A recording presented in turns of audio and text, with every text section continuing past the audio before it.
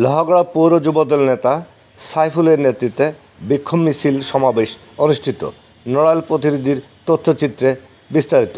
দেশব্যাপী আওয়ামী লীগের সন্ত্রাস ও নৈরাজ্যের প্রতিবাদে মিছিল সমাবেশ অনুষ্ঠিত হয়েছে। লোহাগড়া পৌর যুবদলের যুগ্ম আহ্বায়ক মোহাম্মদ সাইফুল ইসলামের নেতৃত্বে এই মিছিল সমাবেশ অনুষ্ঠিত হয়। রবিবার সকালে লক্ষ্মীপাশাস্থ পেট্রোল পাম্প এলাকা থেকে একটি মিছিল লক্ষ্মীপাশা শহর প্রদক্ষিণ করে।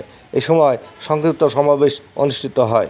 সমাবেশে উপস্থিত ছিলেন উপজেলা শ্রমিক দলের সভাপতি মোহাম্মদ আক্তার হোসেন, সাধারণ সম্পাদক ডাক্তার মোহাম্মদ শহীদ, ৮ নং ওয়ার্ড বিএনপির সাধারণ সম্পাদক মোহাম্মদ হিরু মোল্লা, সাংগঠনিক সম্পাদক মোহাম্মদ শহীদুল মল্লিক, উপজেলা শ্রমিক দলের সাংগঠনিক সম্পাদক মোহাম্মদ সাবু, পৌর শ্রমিক দলের সদস্য সচিব তাজমুল ইসলাম, পৌর যুবদলের যুগ্ম আহ্বায়ক সোহেলানা লাক্সমি, যুবনেতা মোহাম্মদ মুরাদ, ৮ নং ওয়ার্ড যুবদলের সাধারণ সম্পাদক মোহাম্মদ মিজানুর রহমান, হায়াতুর, হজরত আলী, সোহাগ, খালেদ শেখ ও রাসেল।